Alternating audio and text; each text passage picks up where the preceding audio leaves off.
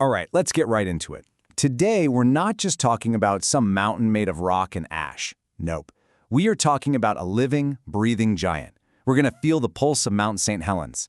Because deep down, something's definitely stirring. And there's a question that's been bubbling up, not just in the science world, but for anyone who lives even remotely nearby.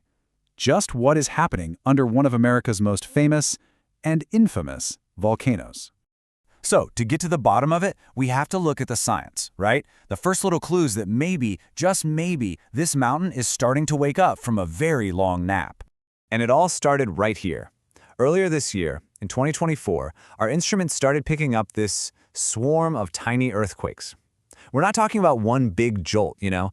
It was more like a constant, deep rumbling, way down below the crater.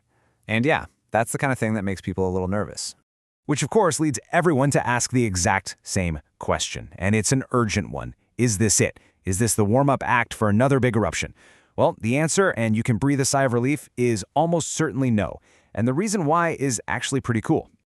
To really get what's going on, you gotta hear this analogy that geologists use. It's brilliant.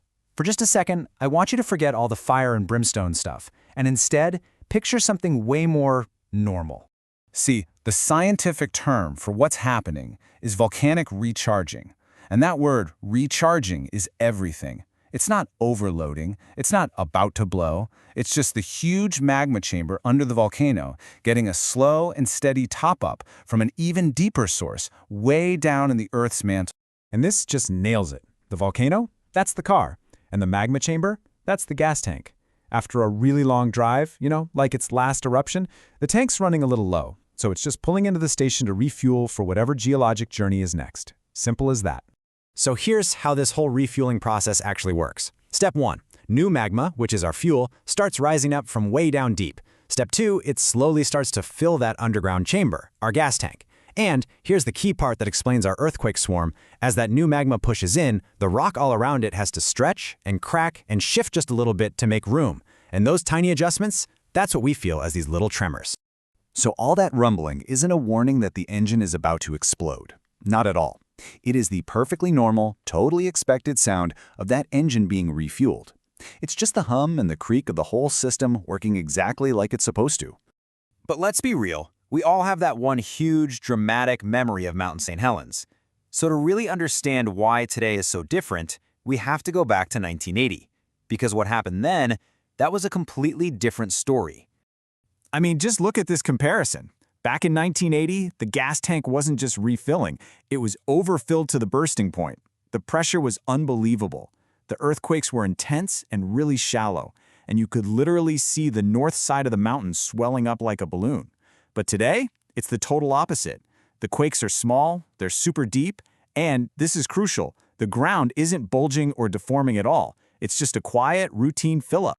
And we really have to remember the unbelievable scale of what happened back then. The 1980 event wasn't some neat and tidy eruption where it just blew its top. No, this was a catastrophic sideways collapse of the entire mountain. Get this.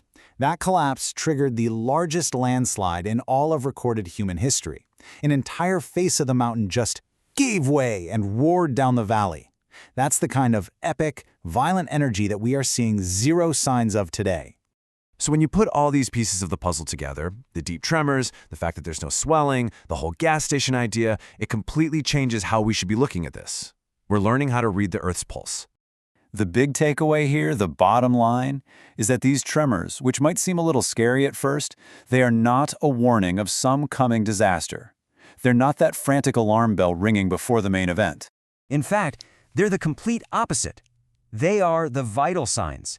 They're the proof that this whole volcanic system is alive, that it's healthy, and that it's doing exactly what it's supposed to do during these long, quiet periods. And that just leaves us with this really beautiful final thought. What we're hearing from deep inside that mountain isn't a threat. It's a rhythm. It's the steady, deep, and actually kind of reassuring pulse of our living planet. And it really makes you wonder, doesn't it? As we get better and better at listening in on these ancient giants, what other incredible secrets are they just waiting to tell us?